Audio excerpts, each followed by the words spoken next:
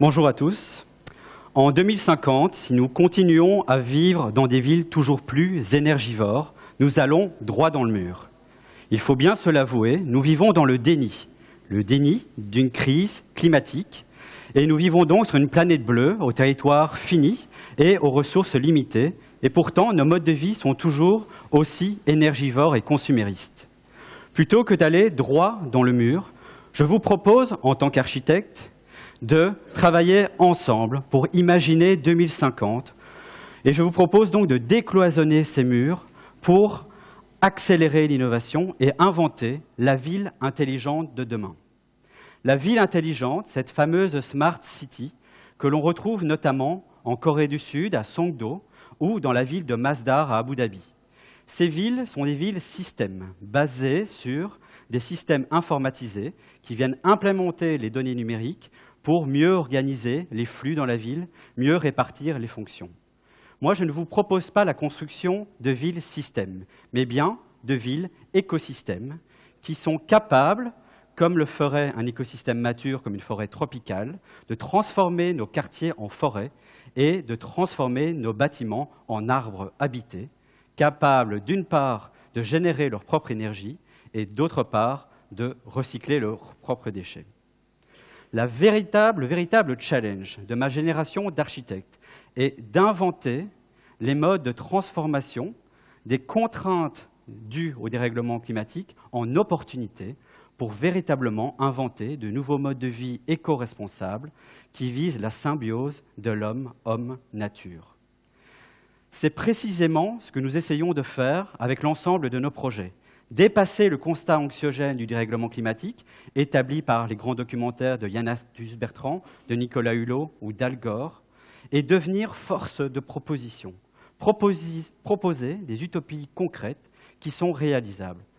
C'est le cas du projet Lillipad, une ville flottante, autosuffisante en énergie, qui est destinée à accueillir les futurs réfugiés climatiques. Ces futurs réfugiés ultramarins qui seront obligés de se déplacer étant donné que leurs terres sont complètement salinisées par la montée des eaux ou vouées à disparaître. Cette ville flottante, autosuffisante en énergie, pose la question de savoir qui va payer la dette écologique mondiale, qui est engendrée par nous, les pays occidentaux, et impactée par les pays en voie de développement. Cette ville flottante, cette utopie concrète, propose de changer de stratégie. Ne travaillons plus sur des stratégies politiques à court terme, qui sont toujours des réactions en urgence, mais proposons de travailler sur l'anticipation à long terme. D'ici 2050, nous savons dès aujourd'hui que nous serons plus de 9 milliards sur Terre.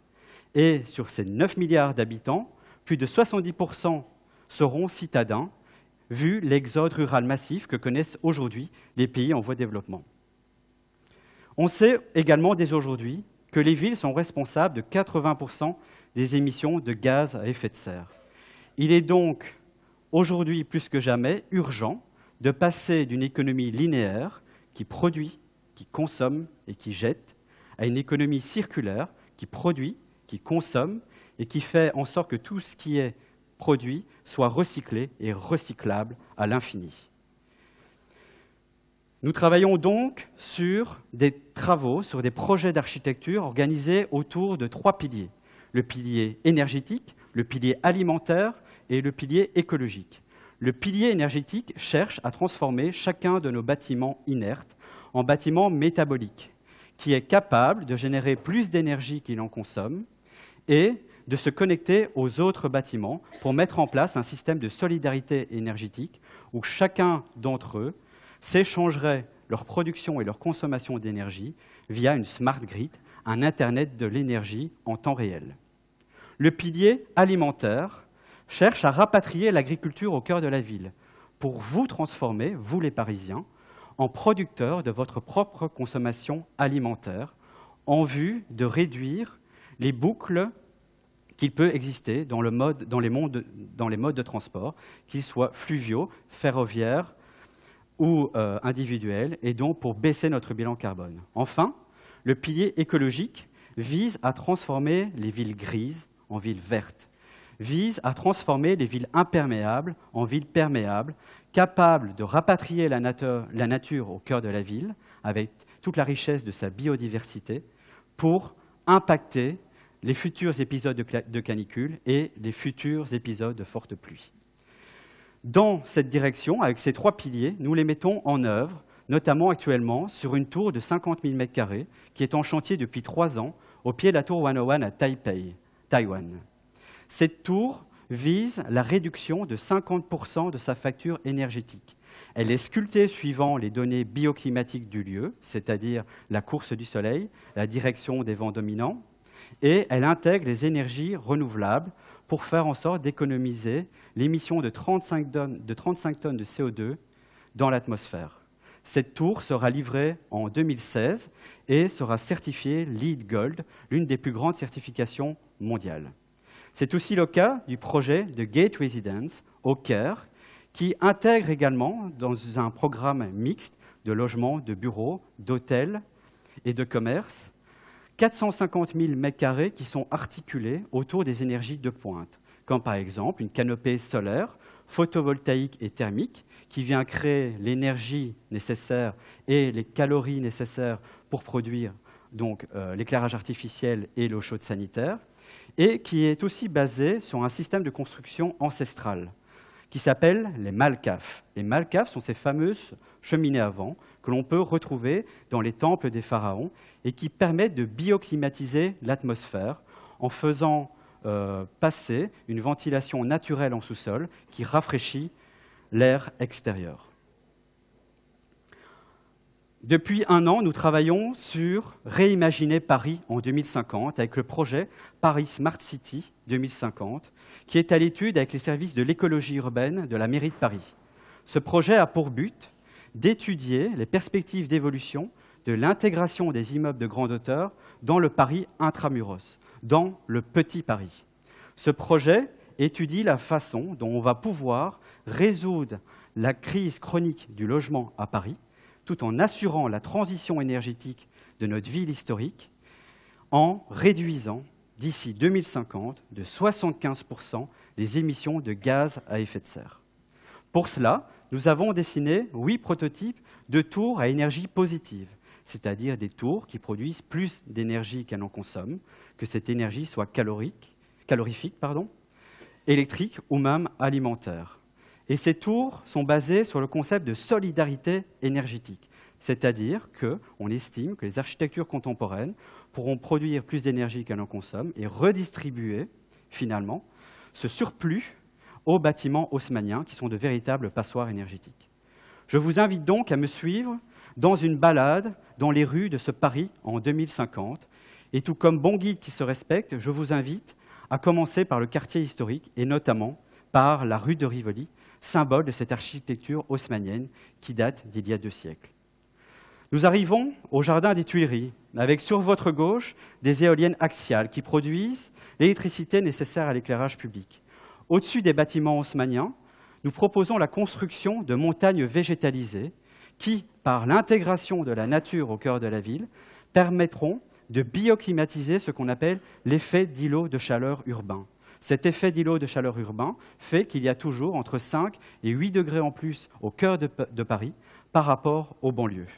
Ces tours viennent dresser leur bouclier photovoltaïque et thermique plein sud et permettent à chaque habitant de cultiver leur propre potager individuel au cœur de la ville. Il y a à peine 3 ou 4 générations, le baron Haussmann a reformaté complètement Paris en dessinant les grandes artères et en reformatant complètement 75% de l'île de la Cité. Il a réussi à assurer la mutation des générations futures. Il faut que les nouvelles générations d'architectes fassent en sorte que la ville évolue suivant nos technologies et nos nouveaux modes de vie. Continuons la rue de Rivoli, empruntons la Seine pour arriver au pont aval du périphérique entre le 15e et le 16e arrondissement. Nous proposons la construction d'un parc amphibie, d'un jardin suspendu au-dessus de la Seine qui viendrait s'entrelacer entre 2 tours jumelles, une tour de bureau et une tour de logement. Cette configuration programmatique permet de réduire, sans le recours aux énergies renouvelables, de 50% la facture énergétique d'un tel bâtiment. étant donné que le réseau de chaleur, établi en journée dans l'espace de bureau, est rapatrié par une ventilation double flux dans les espaces de logement le soir. Cette tour tire son énergie des hydroturbines qui sont intégrées dans ces piles et qui transforment l'énergie cinétique de la scène en électricité.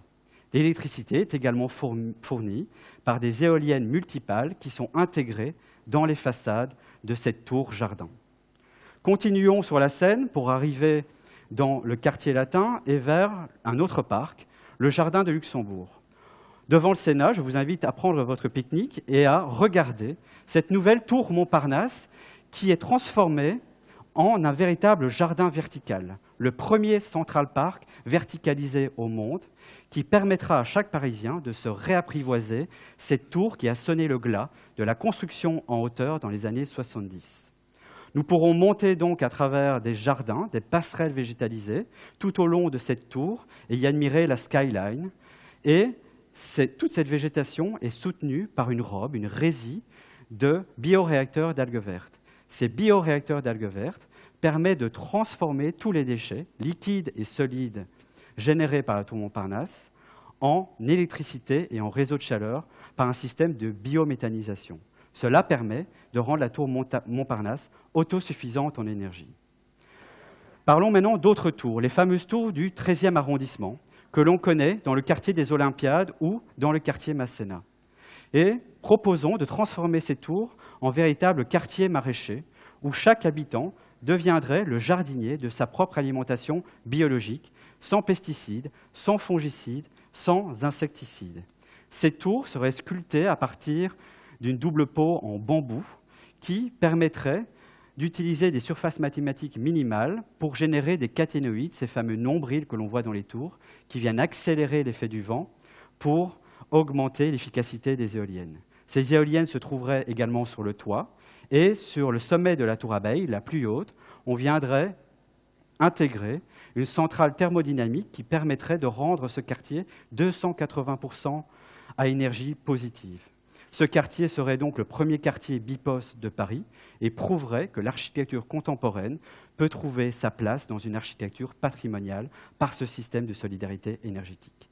Continuons le long de la petite ceinture que vous voyez en bas à gauche de l'image pour arriver vers le parc Montsouris qui est réouvert en un corridor écologique, un véritable verger communautaire qui viendrait traverser Paris sur 32 km. Cette tour serait ponctuée de tours anti-smog qui, comme leur nom l'indique, luttent contre le smog urbain, ce nuage photochimique de pollution établi à partir des particules fines de CO2 et de NOx mélangées à l'humidité de l'air. Ces architectures qui intègrent les nanotechnologies, comme par exemple le dioxyde de titane qui établit une photocatalyse sur ces particules de plomb qui sont dégradées naturellement par les effets UV du soleil. Ces tours viendraient également filtrer les sols de la petite ceinture par l'action des plantes, par la phytoépuration. Continuons le parcours le long de la petite ceinture pour arriver maintenant vers les buttes Chaumont, et notamment vers la porte des Lilas, où nous voudrions augmenter l'offre de logements en petite surface pour les nouveaux arrivants, les nouveaux Parisiens, et notamment les étudiants.